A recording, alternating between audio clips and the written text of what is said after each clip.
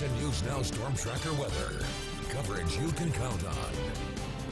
Meteorologist Brian Ramsey joins us now. Brian, people in the North State are smelling smoke, feeling the impacts of it. It's something, unfortunately, a lot of us are used to, but it's really pretty awful.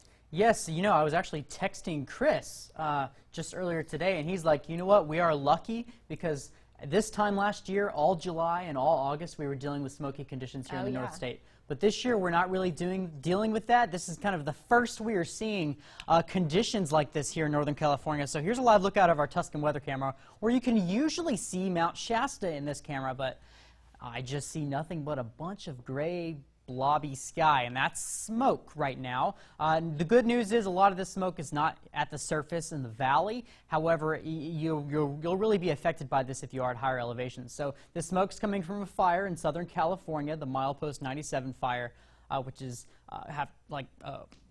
10,000, 11,000 acres. It's a pretty big fire, and that smoke is coming south as we do have north winds kind of dragging it into Northern California. The good news is those winds are pretty strong, so it's dispersing some of that smoke. But as we look at the air quality levels, you see these orange dots in Siskiyou County and Shasta County. That means very sensitive air quality levels. So what does that mean for you? Well, basically this is going to be for Siskiyou, Shasta, Trinity, and Modoc counties that are the real focus of this. It's unhealthy for sensitive groups, so that's going to affect the elderly and the children, anyone with heart or lung disease. And if you have chest pain or asthma, also just watch out for this.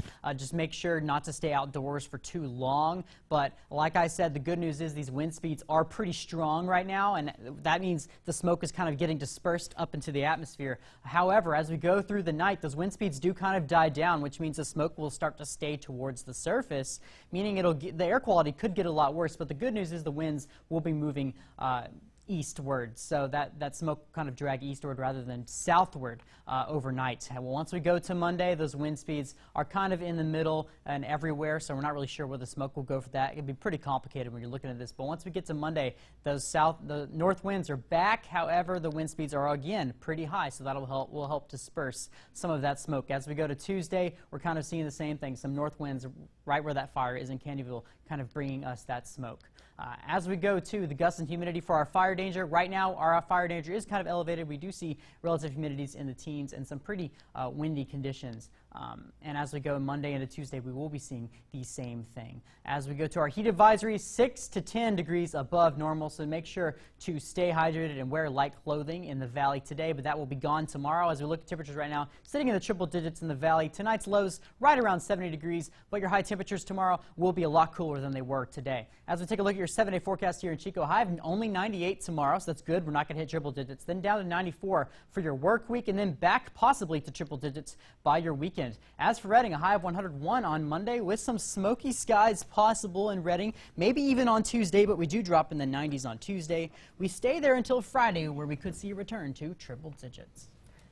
Any trend towards a little bit cooler sounds great to me. Perfect, Brian. Thank you. All right, well, coming up, imagine no more trick-or-treating on All Hallows Eve. We'll tell you